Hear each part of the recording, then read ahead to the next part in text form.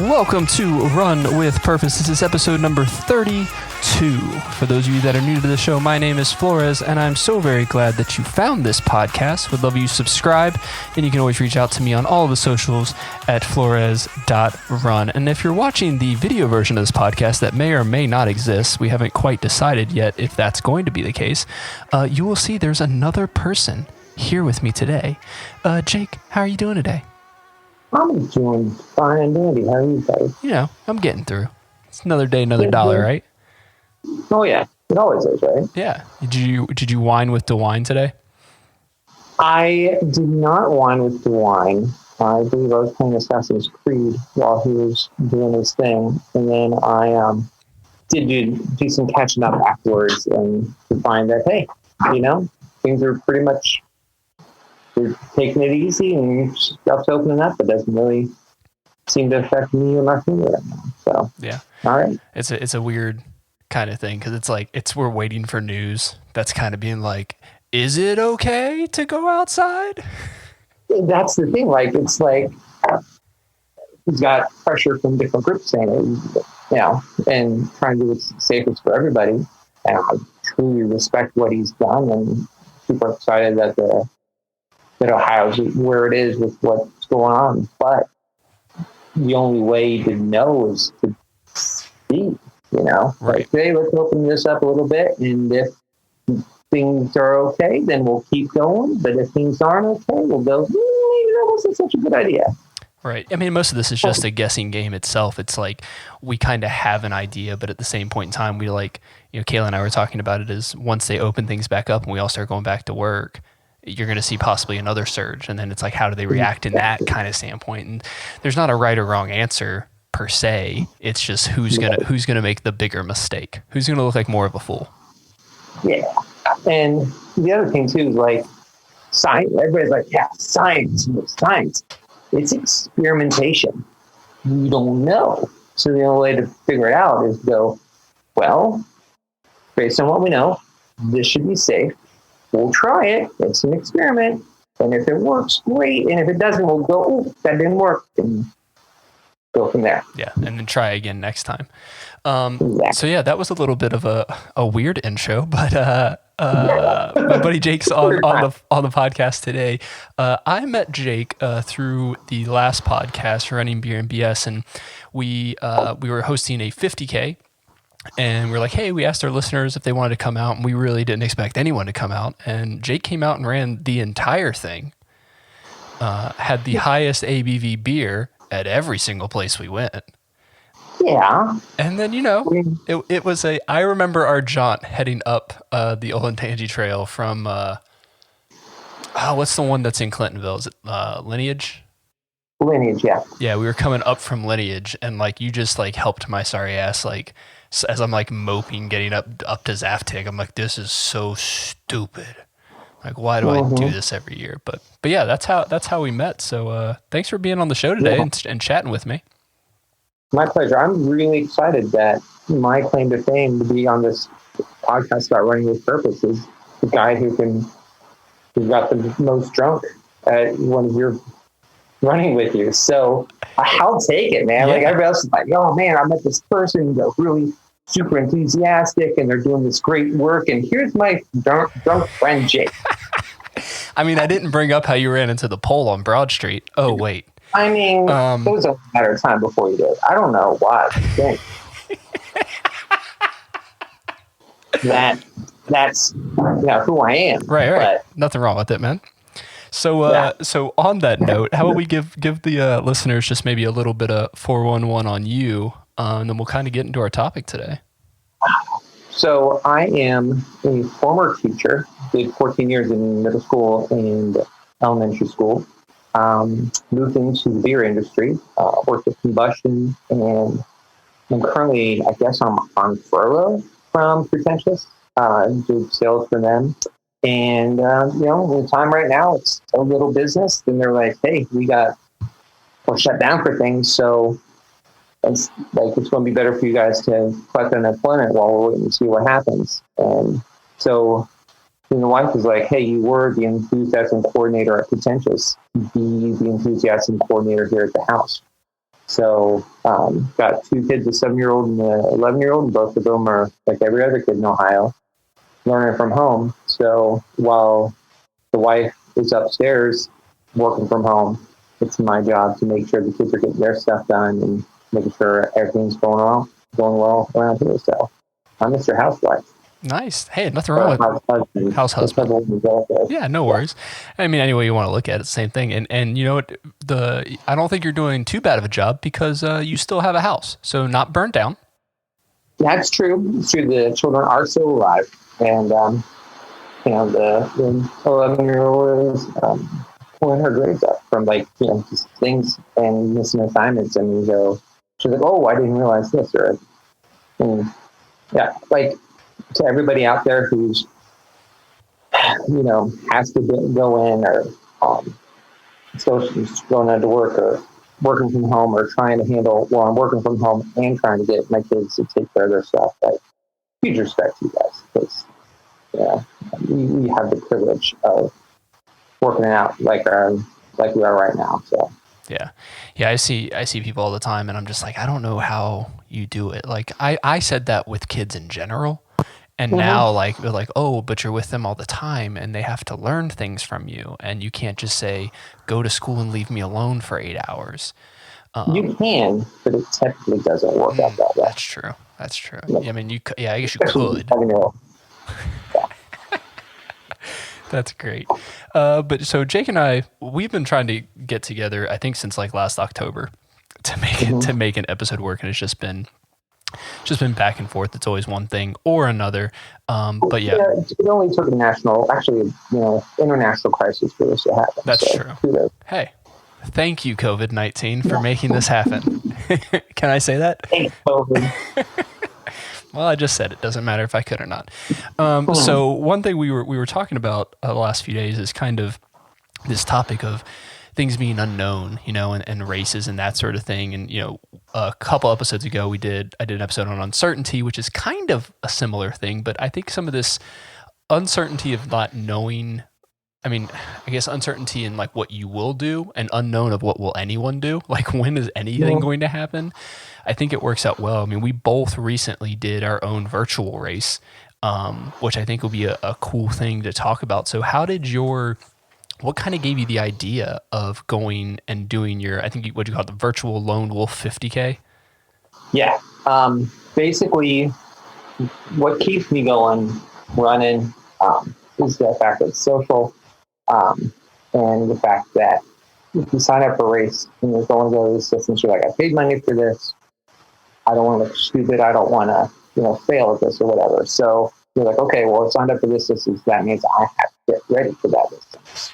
And so with the Rona, you can't do gatherings of 10 people or more. So races are getting delayed, getting postponed, becoming virtual. And so then there goes that thing of well, I don't have anything to distance-wise to get ready for. So then it becomes easier when the alarm goes off early in the morning, and you don't have to be in work till 9-ish, or even not that, because kids don't have to be going on school right on time or whatever. So then it's really easy just to be like, well, no, let's all sleep in today or whatever. So with that disappearing, it became easier to be like, I don't need to run today or whatever. And then with running with friends and just on the social diet, it makes it more fun to be out with people.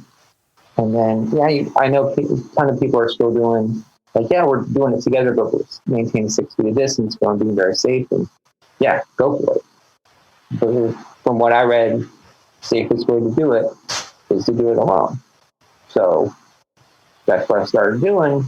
And for every run for me, the hardest thing is to just get started. Once you get started, then you're like, oh my gosh, I'm so glad I did this. Not for doing it. But without, okay, I'm going to do a 5 a.m. or 6 a.m. run. Because the other thing is, you're home, you're like, I got time all day. I'll do it later in the afternoon. And then you're like, oh, it's 10 o'clock. I didn't do that. So for me, morning runs work better. And what's best is, shoot, I'm going to see, somebody's expecting me to see me on the trail at 5 a.m. or 6 a.m. or whenever. And I better be there. And that's what gets me up, and that accountability. So since I'm not running with anybody, that goes out the door too. So talking to friends about it and, expressing frustration about it, basically talked to one buddy and was like, hey, like, we had both signed up for Cleveland Marathon, and he was thinking about, well, I'll just run it virtually. And I got thinking about it. I'm like, well, I've been to Cleveland, but I've never run Cleveland. And I could run the Cleveland Marathon virtually, just running around here, distance around here. And like, the part of the appeal of traveling somewhere and doing a race somewhere is that new experience. Going to even a town that you may have been to before, but seen it in a different way. Like even when I run around on roads around here, I haven't run around on before, but I've driven my car around before. I'm like, that house is there? I've never really seen it. You just zip by it. But so like going to Cleveland, like I want to be, if I'm going to do Cleveland, I want to be in Cleveland. It's not only that, like you get to stay somewhere new, get to check out new restaurants, new breweries, it's a whole thing. So I talked to my friend, and he talked about doing virtually, and I was like, you can do that if you want, but I'm going to defer to next year. And he's like, well, okay. And I talked to him about it. He's like, that honestly makes a lot of sense. So you want to do something together? He's like, well, and you see other people doing it too, where they'll do a run and they'll FaceTime each other during the run, or they'll text with each other, and people are using technology and connecting even on runs and for accountability and all that stuff. So for me, it wasn't me coming up with anything original. It's just me and another buddy going, let's do this together. And so I was like, okay, and talk about it. And like, I mentioned it to another friend. And he happens to have just moved to Georgia. He's in Atlanta now. And he's like, well, I want to do something. Can I do it too? I was like, well, sure. Like, what do you think about doing? He's like, I'm not sure yet, but just, sounds like fun. Like, well, if you want to do it, what do you think about us, like, making a Facebook event and inviting other people? He's like, that sounds great, and more than there. Talked about it with Andrew, and he's like, yeah, let's do that. So, like, maybe a handful of people did it with us virtually, and, it's a lone wolf. You're out there by yourself, but the idea of doing it with pack support, like you still got your pack in your form of your phone, and like I did a lot, like I was out there by myself for 7.5 hours, but I was, doing Instagram live videos and texting back and forth with people, and I wasn't out there by myself. Right. And knowing that I had a buddy who was also going to be getting up at the same time and going out at the same time, got me up and got me going, and it wouldn't have happened otherwise. And I'm super happy I did it. And it's cool because there's like one of our friends, he did it with us, and she ran her first full marathon. Nice. Like, she signed up for Glass City, and then she was going to do that virtually. She's like, well, I'll do that with you guys. Can I do that too? I was like, yeah. And she flew it. So, like, super happy for her, super happy for everybody who did it with us. And, it was something I did selfishly, honestly, to keep me motivated, keep me going. Because, when you're like, well, I'm doing this 50 for this day, well, shoot, I better make sure my long runs happen at the very least. And, I mean, I've done 50Ks before, but it was a new thing in a new way. And yeah, so, for sure. I think a lot of these, when we do these kinds of runs like that by ourselves and kind of use that as our own motivation almost to continue on, doing the training and stuff like that. Because I remember when I had gotten the emails, and I think we get a lot of it up here being up in the Midwest, is all of our races are now. Like, the spring is like the hopping time for us because we finally got some decent weather, and that's kind of where all of our races, I mean, I had 2 races, and you talk about Glass City and then Cleveland. I'm like, all these different races that were all happening within 3 weeks of each other. So Thunder Bunny, there's forget the PR. Oh yeah. Google Ultra. Oh yeah. Even if you start accessing the ultras and stuff like that, then you can forget about like the amount of races that are around. It's ridiculous. And half of them are possum races. No, I'm just kidding. But it's interesting when you kind of use that as your motivation and saying, you know what, because it's not easy. It's a lot easier just to be like, I'm gonna sleep in because I don't have to drive to work now. Like, and I was taking the bus, so it's like the bus would take me about 45 minutes to get to the office. So it's like, well, then I've got to get on the bus, get downtown, then walk to the office, and I'm like, now I don't have to do any of that. So I'm like, I'll just sleep in for 30 more minutes, and I felt myself getting into that, and I mean, luckily I was still semi-training, but I had no business going out and trying to do what I did last Monday because it was like I hadn't really hit a good long hard run in a while. It was almost like I had been tapering since the announcement.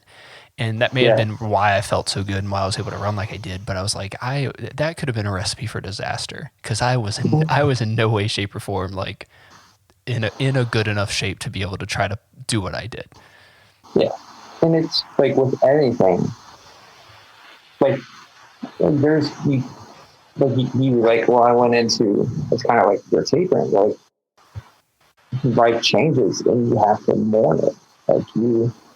Like there's lots of stuff about people being like, you got all this time on your hands, like you should be doing this great stuff, and you got to give yourself permission to be like, this is different and I have to adjust. Mm-hmm. And like the kids and I developed a schedule for school days, just to not just, hey, get your schoolwork done, but also, hey, there's music and arts time, there's reading time, and when we follow the schedule, day goes quick, they feel accomplished, I feel accomplished, and the day goes a lot faster, and it's better. And so that once a week, something happens, and the schedule gets a little off, and I'm that guy that likes things, hey, it's going to be this way. And so if this, and then if this doesn't happen, it's like, well, Asher's Zoom meeting with his class happens at this time, and that's usually this time. And then I'm like, well, you're doing that, so I'm going to do this other thing. And then I go, schedule went out the window. And that around here happens about once a week, but that's okay. Right. And we talked about that. I think a lot of that right now is having that flexibility. That's so important, where it can be difficult for us to understand that, hey, things are in a weird state right now anyways. And if we try to be so rigid to a specific way of doing things, that's going to cause more stress and anxiety, and it's not going to help the issue because guess what? We're stuck with each other anyways. So it's like, you can't just like get frustrated and like, I'm going to go to the mall. And like, no, you're not. I'm going to go over to this bathroom. Right. Got the iPad. See you in a couple hours.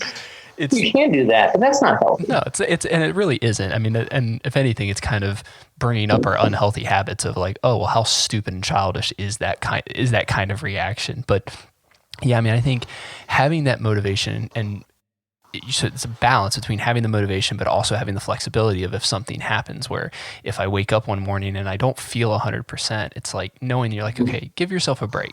Maybe there's not a race coming up. Maybe you don't need to kill yourself. Maybe this is a good time, especially for a lot of runners and stuff that don't give themselves breaks. I mean, I know I don't. I was going for 9 races this year, trying to knock off these states, and now all of a sudden it's like, no, you're not. I think I had 4 that have been canceled or postponed.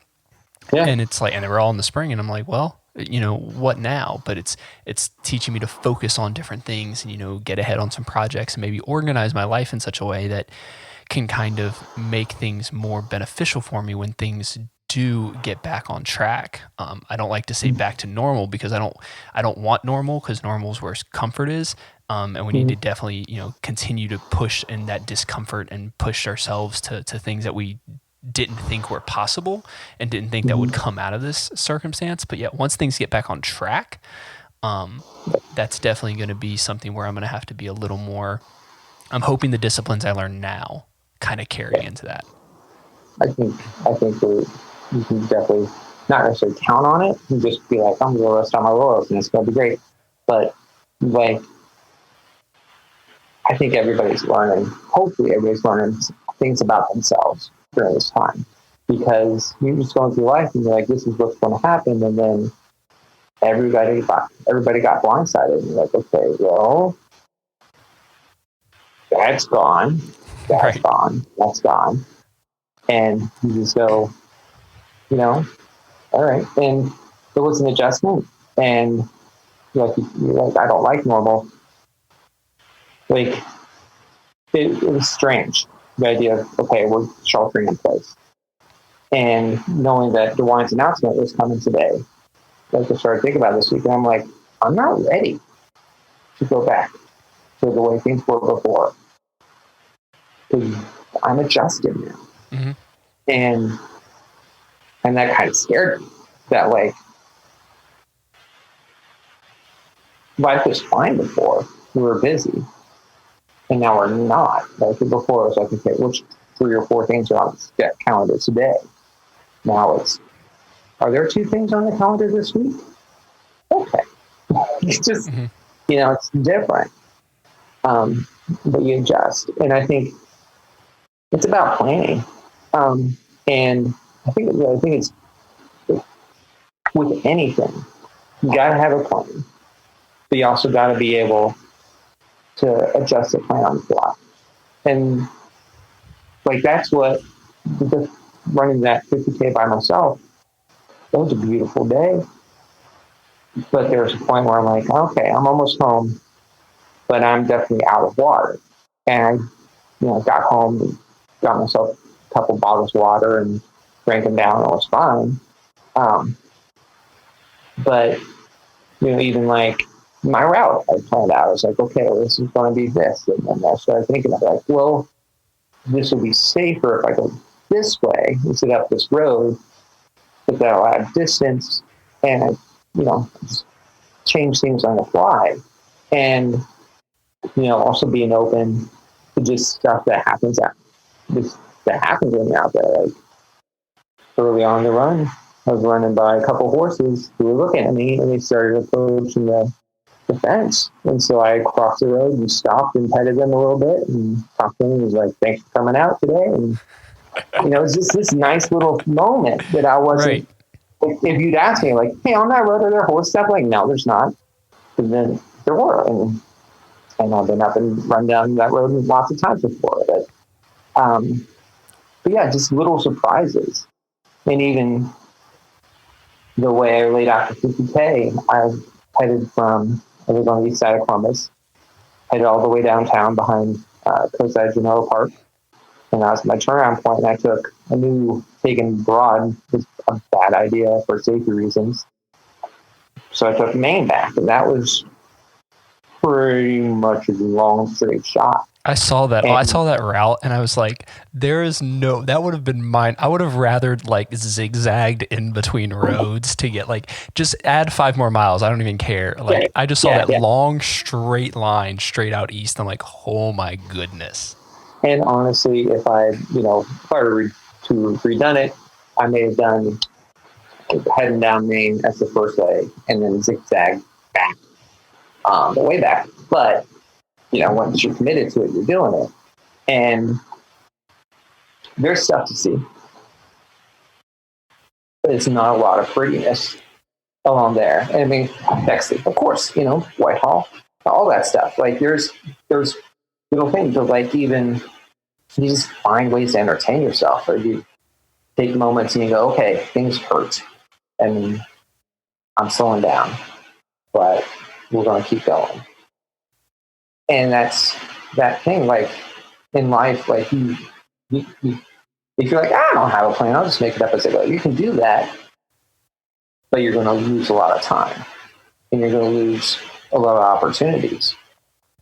But like the 50K, I knew pretty much knew my route, had that planned out, expected how long I was going to be out there. So I was like, okay, I'm going to need this much water, this many moon tablets, this much food to take care of myself. Because, other times you can just be like, well, I'll just take some money with me, and I'll stop at a 7-Eleven or a gas station or whatever. I don't know what's open or what's not. You can't count on that right now.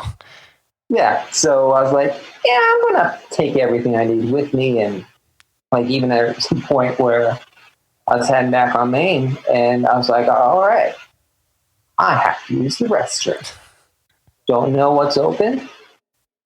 Don't know what's safe. Right. And there's I not too don't many have there's not too many a places on Maine you can just like duck behind. no. But I did find one, and everything was fine. But it's just that thing. Like you gotta plan, but there's stuff that you can't anticipate, and stuff that happens that are gonna, surprise you. I mean, either in good ways or bad ways. And you gotta be able to go, you know what? Okay, yes, and I'm gonna do this. Mm-hmm. It's like what Mike Tyson's quote: "Everybody has a plan until they get punched in the face." That's like it's a real thing to really think about.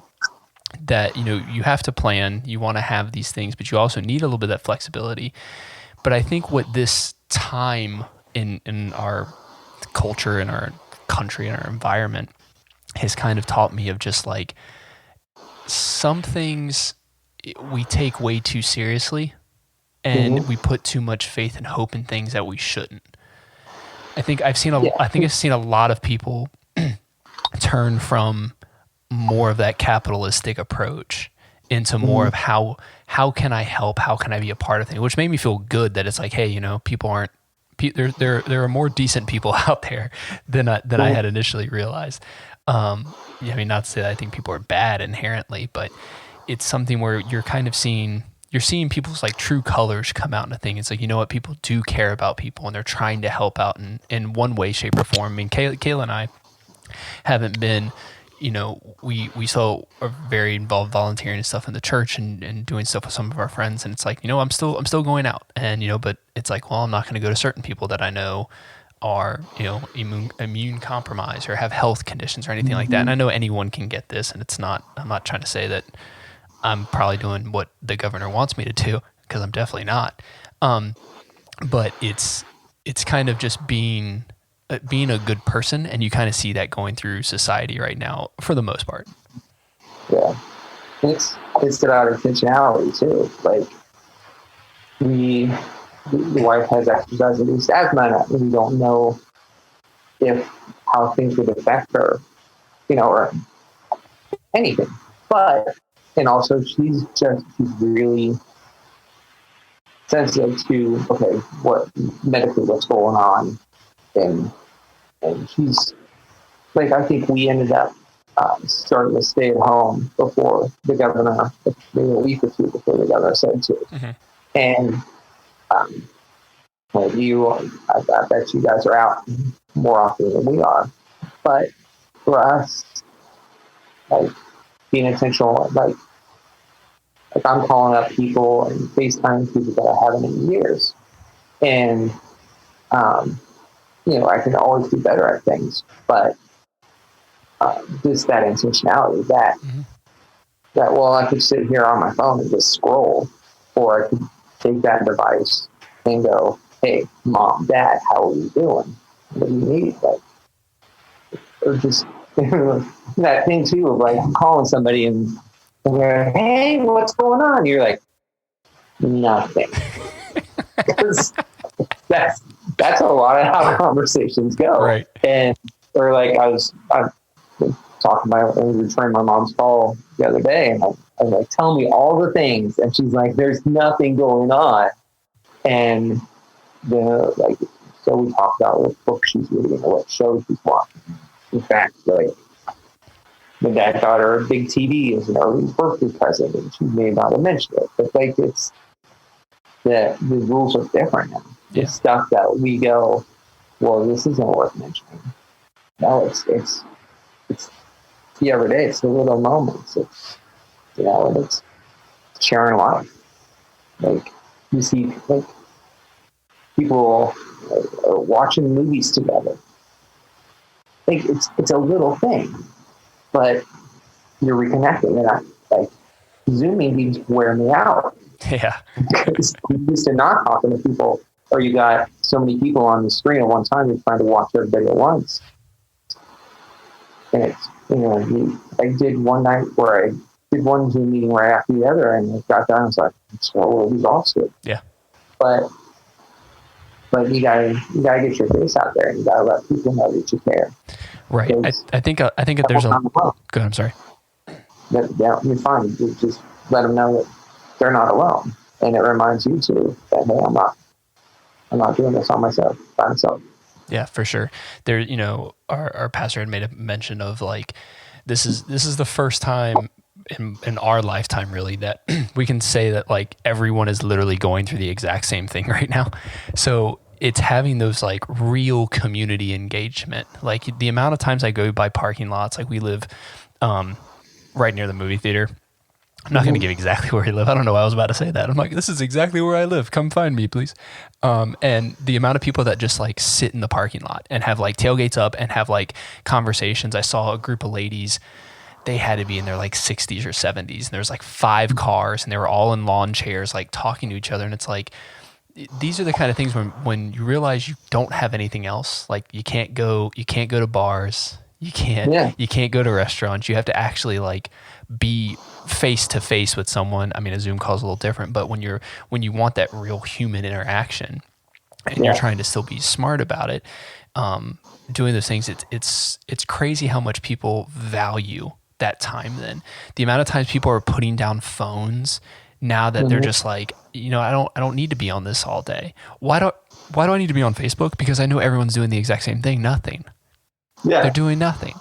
The only time I'm ever on my phone is to do something with the podcast or with Hangry or something like that. And it's like, other than that, I don't even know where my phone is half the time. I mean, it's also like microscopic. I got with the little tiny palm phone. So it's like, I lose it, but yeah, it's like to be on the devices and stuff like that. It's just not needed. And Kayla being, unemployment as well because the dental offices and stuff, which will be reopening. But she's been home and it's been nice to be like, oh, we can have breakfast, lunch, and dinner together and we can do these things. And we're having like talks and talking about things that, not that they're things we never talked about before, but it's like now we're being intentional. Like, and I think, like you said, you went back to that a couple of times, like the intentionality of all this makes a big difference. And there's forced intentionality because like, what's the choice? Well, we're here. If you're hungry, I'm hungry. Let's eat. But like my family, this place is big enough. Like we could be in different parts of the house and not see each other. Like, kids could grab food and go up here, but we sit down at the same table. And we plan things for like Maggie and I are reading the Harry Potter series together. Got through book 4. And it's, nightly reading. That's what we do get together before she goes down to go to bed. But we also got us the movies for Christmas. So we'll read a book, and we'll watch the movie together. And it's like, actually lost interest. He's listening to, he's just, fall asleep or whatever. But like Friday, Meg's like, let's watch Harry Potter together. Okay. We're doing pizza. Yeah. Homemade pizza. And we're all going down to the basement and turning on and doing it together. And planning that stuff out ahead of time. So you have something to look forward to. Like that build of anticipation. Like, hey, Friday. Friday's really nice. Like, it's a stupid little thing. But it gives you a reason to get through all of this kind of stuff. It gives you like a light at the end of the tunnel, if you will, of, what, yes, businesses are closed down. Yes, we can't go out to eat. We can't do these things that we normally did, but we can still have community. We can still be a family and not have to, and realize that, hey, all of these extra things, they don't really matter.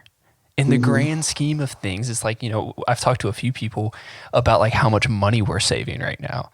Just like, cause you're not going out to eat, you're not going to the breweries, you're not doing that sort of thing. It's like, I was like, yeah, I can't remember the last time I went to Zaftig. They haven't taken my money in a while.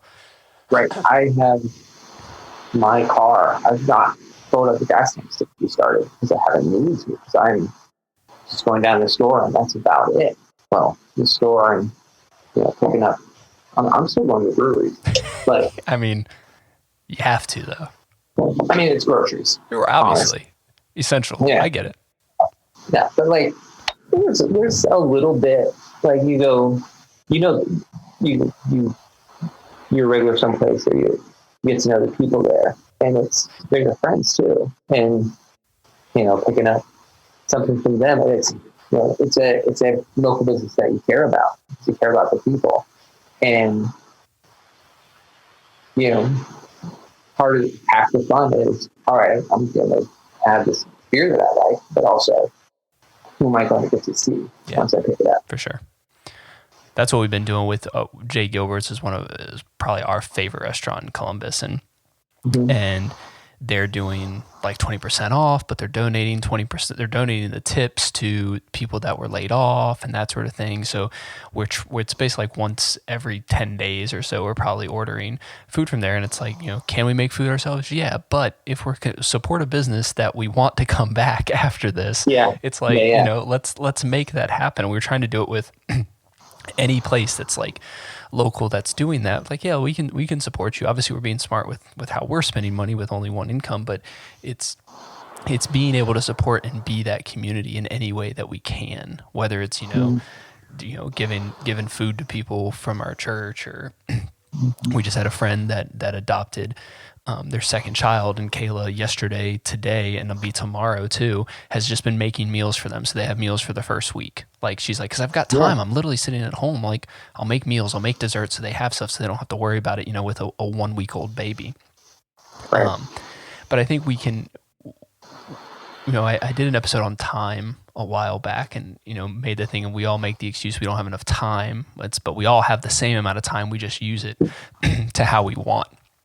And we have to be more intentional about how we spend that time. And I think that's probably the biggest lesson I've gotten from all of this is, time goes by so fast. And if we worry about things, a lot of the what ifs or the unknowns, if you will, your life's going to fly by you. Yeah. And I can admit that's what I've done with a lot of my life. That, spend more time either avoiding things, thinking about things by distracting myself, or worrying about things that I don't need to worry about because I don't know. And, you're just going to wear yourself out. Yeah. Like, that's what worry does. And you can put your imagination to better use. Yeah. I mean, the amount of creativity that I've seen come from this kind of thing. I mean, I'm a big fan. I've been playing Animal Crossing since it came out on the Switch and stuff, and that's just been like game changer in this time. And it's like, look at all the cool stuff I'm building. Like, it's absolutely useless and it's getting me really nowhere in life. However, it's getting the creative juices flowing. Yeah, how are your turnips doing? Okay. The last 2 weeks, I have not bought any turnips because I forgot to in the morning. And I was like, well, crap, because I was playing too long on Saturday and then forget to go in. But I had a buddy that sold a ton, and actually, like, he came to my island to like buy some flowers or something like that, and then just dropped off 500,000 bells. And I was like, here you go, here's your tip. I'm like, thanks, man, because I'm really struggling on the money bus because I'm not playing my turnip game strong. Yeah, it's like that thing too, like, you're talking about, and for you, Facebook, that doesn't matter. But Animal Crossing, you're finding community there. Yeah. Like, and people are connected that way. For me, Facebook, that's a lot of my running friends. I don't get to see them, so that's why I connect with them there. And I'm a person who needs encouragement, and I do pretty well encouraging others. Likes on Facebook make me happy. And, who knows if there's addiction there? Mm-hmm. But like, I like putting stuff out and then seeing people respond to it. And hopefully I brighten their day. Yeah, I mean, and not downplaying social media. I just know for me, it was a bad thing for me before all of this, and just from like a time waste kind of thing. It definitely wasn't a me connecting with people. It was a me like checking in on people, which was not a healthy thing to do. But yeah, I mean, social media and this, like, it's helping us stay connected, but I'm hoping it doesn't evolve into then as certain parts of the country start opening up more than the others, it doesn't become a thing where people start feeling depressed that they aren't doing what other people can be doing. And I think that's a very fine line, but I mean, that's social media in general and that sort of context. Right. And people look at it and vilify it and go, it's evil. It's a tool. Like, Yep, a hammer's a tool. for sure. Like, you can use it to build a house, or you can, end up smashing your thumb or hurting somebody else with it. Like, it's just how you use it. Yeah, 100%. Yeah, that's a good way of putting it. God, I had something else on my mind now. I can't remember what it was. You're the worst, John. It doesn't matter. It happens. Like, what do you, for you, coming out of this, what are you hoping that you learn? Like, we talked about planning, we talked about improvising, we talked about intentionality. Good luck finding the theme and title for this guy. But I'm just going to put unknown because I didn't know what to call it. That'll work. So, like, what do you want? Like, life goes back to normal at some point. Maybe it doesn't, because there are things that happen in society that afterwards will forever change. Mm-hmm. Kennedy assassination, 9/11. Like, this is going to change society, and who knows how it's going to do it. But good's still going to happen. What do you want to carry with you if life returns to as normal as we can expect? How do you want your life to change? How do you want to do things different? Yeah, I mean, I think what has carried me through all of this and what I've seen through it is just wanting more of a simple life. Simple doesn't mean easy. So it's definitely not an easy life, but it's getting down to the things that truly matter and doing things that I enjoy. I mean, I talked about it on this podcast is for a couple weeks I didn't release an episode, and it's because I didn't feel like I had anything to say. And I'm not just going to do it. The last show was a lot of fun, and it was a good time, but a lot of it was way too much work, and I didn't feel like there was giving any additional value, and that's what I wanted this to be. So, and it's kind of reinforced that since we got back, because we went. We're lucky enough to have the opportunity to go to Australia over Christmas and New Year's, and literally right when we got back, like while we were there, is when the stuff started stirring around. So we had already heard it being over in Australia, and then coming here and then seeing everything and just kind of seeing it slowly play out. While we were there, I made a lot of just like mental shifts of like, you know what, I'm not gonna do things the way everyone else wants to. I mean, and Kayla and I have obviously done that, sold the house, downsized, do this, and we're possibly going to downsizing again, and thinking of other options as well. But it's trying to be more intentional and just have that simple life where everything we do has a purpose, and that purpose is furthering people, helping people in any way that we can, and kind of just being that light for people that need it. I cannot tell you the amount of enjoyment I get when somebody listens to the podcast and shoots me a DM and says, "Hey, thanks for saying that one thing," and it's a thing I don't even remember saying. Right. And you're like, I'm glad I helped, or I'm glad whatever the case might be, and I have to remind myself of that when I'm doing these. Because, and having people on like you to have that conversation back and forth, because I think it's so important to remind ourselves why we do anything. I think I talked about that before too, is, if we don't know our why in doing anything, why the hell are we doing it? You shouldn't just do things to do things. But if you don't know your why, you're not going to know your what or your how. Right. Yeah. If you don't know why you need to get there or what the end up piece is, it's right. It's crazy how all of those words interconnect. What are you hoping to learn out of this whole project? Like, I think balance. Like, because if I think about life and how it was before, we're busy. We started taking improv classes at a local place in Columbus, and it was going to just be something I wanted to do, and the wife was like, "Well, I want to do it too." I was like, "You want to make it a skate night?" She said, "Yeah." We started doing it, and there was a bunch of people that we'd never met before, and like, basically just knew their names, but then just doing stuff with them and being yourself. We got to know them really well, really quick, without actually knowing any facts about them. Like, this weird experience that I've never had before, and that first 6-week class became a second 6-week class. We went from level 1 to level 2 because, let's keep going with these people. And we ended up getting out of classes and being like, well, what's next? So let's start performing and make our own little improv troupe. And so that became every Wednesday was practice. And I was working at a brewery. So that meant a couple evenings I was bartending. Then there was, every couple, at least once a month we were doing a show. So that was a Friday night or a Saturday that we were committed to that. And it was fun.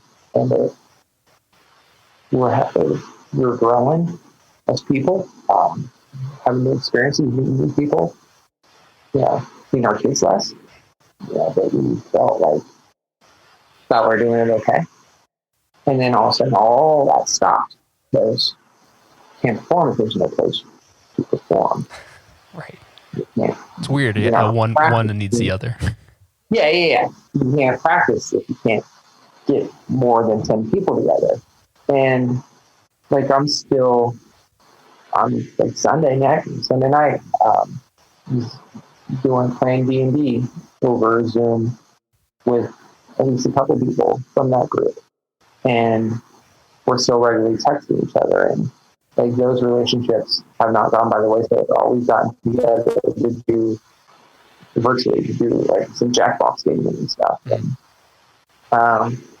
but there's, will we come out of this and go, well, hey, let's extend this back. I don't know if that's bad or not. Will I find better balance? I don't know. I hope I do. Yeah, I think balance is an interesting one because, like you said, when we come out of it, there's two ways of doing it. Is I haven't been able to do anything. I want to do all of the things right now because I haven't had the opportunity to do said things. Or it could be the complete opposite of I've been fine with nobody. I'm going to stay with nobody, and it's finding that balance within balance. Right. And that balance is different for everybody. So I've got a very good friend. I'm an extrovert, and I don't know how many hugs I have for people. When I can see people in real life, and there's definitely something random, on a run over in Blackwood Woods, and happened to run by my friend, and the sun was behind him. I didn't realize it was him. He was like, "Hey, dude," and I was like, "Hey," just, "Oh, you're there!" I can see you, and it was that's why I run alone, because I don't trust myself to not be like, "Come here, give me a hug," because it's that. And for me, there's definitely going to be doing all of the things. Yeah. But for that friend, he very much likes just being with family, and he enjoys sipping his coffee and staring out the window. That's what he does for fun. And kudos to him, because he's a great guy. And for him, it's not going to be doing all the things. It's going to be very satisfied. He's kind of continuing on that same vibe. And for me, it's going to be different than for you, Jonathan, and for whoever else is out there. And some of us are going to go out there and be like, "Woo!" and then that was a mistake. And others of us are going to be very timid and perhaps miss out and stuff. But it's trial and error. Yeah. I mean, that's the whole environment we're in right now, especially with this whole coming back to everything. It's all right, we're trying to come back to a reality, but what's that reality? How fast does that reality come? What does this actually look like? I mean, there's people that are saying this will be the next, 15, 16 months still that we're going to be seeing the effects of this kind of thing. And it's, what does that mean? People that, I like watching sports and stuff like that, but I'm not an over crazy sports person as far as watching college sports, and the Buckeyes here, people go ape shit bananas on it. Baseball, dude. Baseball. Yeah, but baseball. I mean, baseball is great. I love my baseball, but at the same point in time, it's all right. I'm not losing my mind because I'm not watching baseball games. Where some people are literally like, what do I need to do? There's no March Madness. What am I supposed to do with this entire month? And you're like, well, maybe reorganize your priorities. But it's like, who knows until those kind of things come up? Because when you're talking about 20, 30, 40,000 people in a crowded space, you're like, I don't know what that's going to look like. So, it's like, I even worry about the races that got postponed to the fall. Like, what does that actually mean? Are those things still going to happen and that sort of thing? But it goes back to it is, do we want to have that mindset of worrying about all of these things that we can't control anyways? There's nothing we can do. Worry's not going to add another day to our life. So why waste the time doing it? Let's plan for what we can plan for and be able to adjust when we need to adjust. And then, like you said, it's coming out of it, finding that balance of, what is good for your life. Don't listen to myself or listen to Jake and say, that's the recipe I need. It's, find what works for you, because for every person, it's going to be different. And I would hate to say like, well, my recipe is the best, because it's not. And I know it's not the best. It's the best for me. We have no idea what kind of ingredients we're going to work with for these recipes. And, so, and it's okay to fail too. Like if you're like, okay, this is my plan for how I'm going to do this, and then you get out there and you're like, I need people, and then you go a little crazy, and in the same way or whatever. But you're like, wow, that's a lot of hugs I gave you. I want to stop out. So like that's we're going to make mistakes, and that's what life is. That's how you grow. This is coming from a guy who has a very real fear of failure. And his procrastination is a thing. That's how I deal with it. I'm not dealing with it. But I'm slowly learning that dreading stuff just wears you out. And it's better just to go, all right, let's try this. And if it doesn't work, that's okay. Yep. Figure it out. Yep. If it doesn't, if you're not afraid of failure, or you shouldn't be afraid of failure. Failure is what actually is going to help you continue to grow. Right. What Pete Kostonik said, he said, if it doesn't scare you, it's not worth doing. And I believe that wholeheartedly. So, well, Jake, I appreciate you being on the show today, man. Well, I appreciate the opportunity not to be on the show, but just to chat with you, man. Yeah, man, it's been a fun conversation. We need to do it more often, not just once every international pandemic. It's up to us. Maybe we'll plan. Maybe we'll improvise. Maybe we'll be a little bit more intentional. Man, you just like wrapped it up and put a bow on it. We should just redo that 50K again once we can. Just because why not? You know what? Listen, my liver may not be able to do that. That's fine. Take another drink. All right. Well, I always like to have people connect with you. So how can people connect with you on the socials and such? My handle is Jester2BKing. I have a blog because I like to put my thoughts out there. JakeLees.com. So JakeLees.com. So I just wrote a pandemic poem on Friday. Okay. I don't know if it's good or not, but I think it sounded good to me, so I threw it up there. Nice. I'll have to check it out. I have not seen that one. Man. So, yeah. Cool. What about you, Johnny? How can I find you? I'm so glad you asked. You can reach out to me on all the socials everywhere at flores.run. Again, you could subscribe, leave a review for the podcast. It would be very, very helpful to have people listen to people like Jake and I talk about intentionality and purpose and everything that goes along with it, finding balance in your life, getting through situations such as this. So yeah, leave a review. You can just give it a star rating. Text review is actually better because of the algorithms and sciences and stuff. But you can also visit the website at www.flores.run. Thanks for listening today. And Jake, thank you again for joining me and having this wonderful little chat. My pleasure. Perfect. Everyone else, remember to keep running with purpose, one step at a time. We'll see you guys next week.